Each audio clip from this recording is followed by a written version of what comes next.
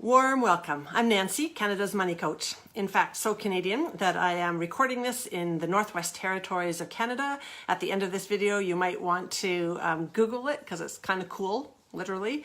And I'll also include two or three images just in case you're interested.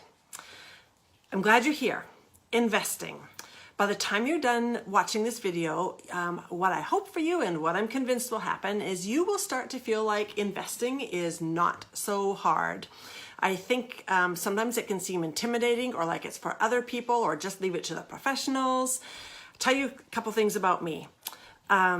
Contrary to what conventional wisdom would have been, I started investing when I was still $30,000 in student loan debt and another 10 plus debt in credit card debt. The right thing to do would have been to deal with that first and then start saving and investing. But that was depressing to me. It didn't inspire me. Whereas learning how to invest, I started to feel sophisticated. And not only that, I started experiencing some success at it. And that made me excited about paying attention to my money. So I did start investing and it started growing. And over time, the debt melted away. And in fact, I became better at finding ways to deal with my debt because I was motivated to, because I wanted money to do more interesting things. My two early little successes were Starbucks and also WestJet Airlines, and both of them did well enough that within a few years, they formed a significant piece of why I was able to have a down payment and buy a condo in Gastown, Vancouver. And that in turn, you can imagine how it's done. It was a virtuous cycle. So I'm really happy to share with you in a very non-intimidating kind of way what I do when I choose which companies to invest in. By the way, the technical aspects of that, how you set up your accountant to do it, I'm not going to get into that today. I might make a separate video on that. If you want to know information about that, just let me know and then I'll make a point of adding that. It's not hard. So how do I choose what I'm going to invest in? Number one, I look around me and I find a company that I either use myself or I can totally understand.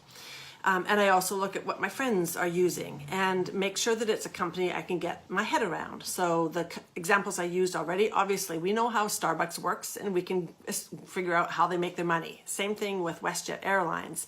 One that's a little more complicated, I bought Google, which is now Alphabet.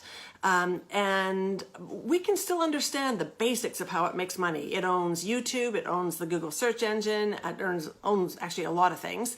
And their primary way of making money is still advertising. So I can get my head around that. So the first one is a company that I basically understand. Second one is, does it have room to grow or has it kind of maxed out? I don't object to maxing out, companies that have maxed out as long as they then start providing me dividends. But generally I look for something that still has room to grow. An example there, using Starbucks, just because it's an easy one, is they've kind of saturated the market, I think, in North America. But one word, China. They have plans to expand into China. And again, that's kind of a no-brainer. We can all understand that China is pretty wide open and that they're planning to open lots and lots, as in thousands, of stores there. So again, there's still a lot of room for Starbucks to grow, in my opinion. So I look for a company that, number one, I understand. Number two, there's room to grow. Number three, it has to be a company that is somewhat established. I don't invest in startups. I want something that's been around for 5-10 years at least and that has a good track record. So there's typically a bit of a sweet spot between something that's reasonably established but not so established that there's not any room to grow anymore. So number three criteria is, are they reasonably established? Number four, and this is where I think some people get unnecessarily intimidated. I look at their financials. How do I do that? Every company will have an annual report, and yes, I get a cup of coffee and I download it and I read it. Not every last detail, but enough of it to get the gist of it. For example, one of the key things I look for is their debt. Are they drowning in debt or are they on sure footing? And how does their debt compare to their overall revenue stream? So I just want to know, are they reasonably okay on their financials?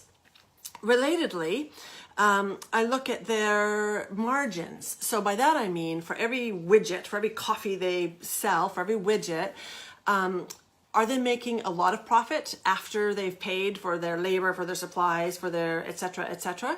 Do they have a nice big margin, or are they only just barely making a profit on everything they sell? Obviously, the better the margins, the more profitable, the more interested I am in them as a company. I look for the competitors. How do they fit in the field? I really like it when there's what's called a moat, meaning there's something between them and their nearest competitor that is going to make sure that they stay top dog. So again, using Starbucks, they are very well established, they're very big, and I can't think of any other company that has quite the lead that Starbucks has in the coffee industry, which isn't to say there aren't little challenges to them and some things nipping at their heels. There are, but for now I remain comfortable that Starbucks is really solid compared to its nearest competitors. I look at their management. Who is leading them, and where did they work before, and are they reputable? And again, that's a matter of a bit of Googling and listening in on some of their earnings calls and watching what other analysts are saying about them. Just a bit of research. I also want to know, and this is key, is it being sold to me at a reasonable price? So just like with anything you buy, you can buy it on a sale, or you can pay too much for it. So I want to watch out for that. The typical way, or the rule of thumb on that, is what's called PE ratio, which means price to earnings ratio. So if I buy it at any given price, obviously it fluctuates. How does that compare to how much it is earning? And usually, or typically, it used to be looking back at the past year, how much did it earn? However, in recent years, there's another measurement, which is what am I paying for it now compared to what it's predicted, reliably predicted, to earn in the next year. So that's something else I look at. What price am I paying compared to how much it's going to earn? And then finally, I look at their ethics. This is subjective and kind of complicated. But I don't think any company is pure through and through any more than people are pure through and through. Nevertheless, there are companies that are more ethical than others. So if they're a coffee company, I'm really interested in their fair trade and direct trade practices, for example. You've probably heard something quite wonderful that's emerging called B Corp. And what that means is a corporation that I think it's for triple bottom line. And by that I mean they not only do business practices in a way that make them profitable, but also clearly demonstrate that they care for our planet and clearly demonstrate that they care for people. So not sweat, what's that word? Sweat factories or whatever those are called.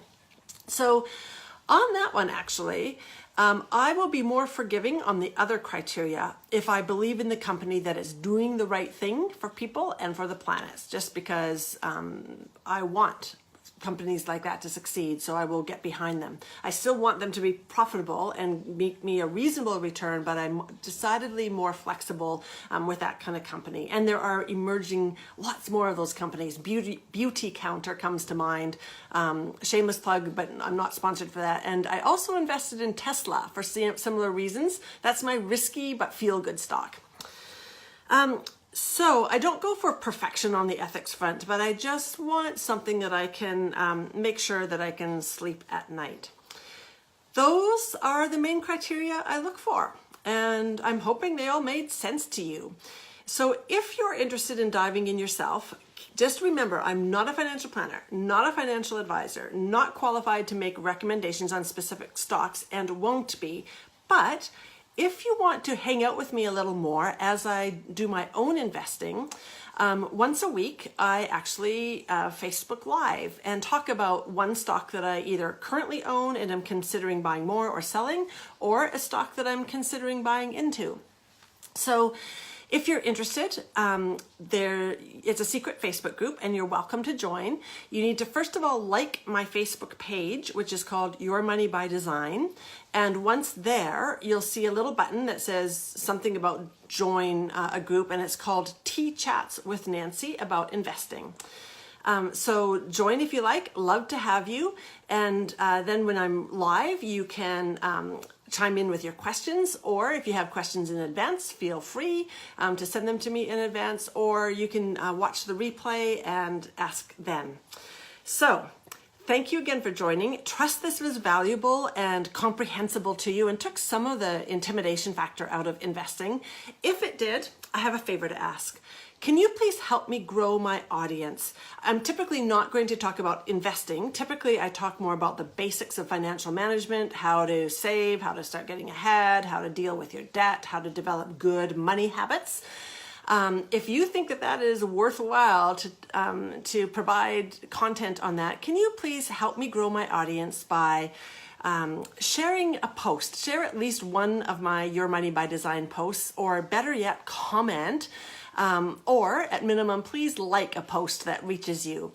Similarly, you can find me on Instagram. My handle there is money_Canada_coach. No, money_coach_Canada. So please go over to Instagram if you play there and follow me there, and then give me some social media love. Thanks, and again, hope you'll join my group. It'd be really fun to have you. Take care.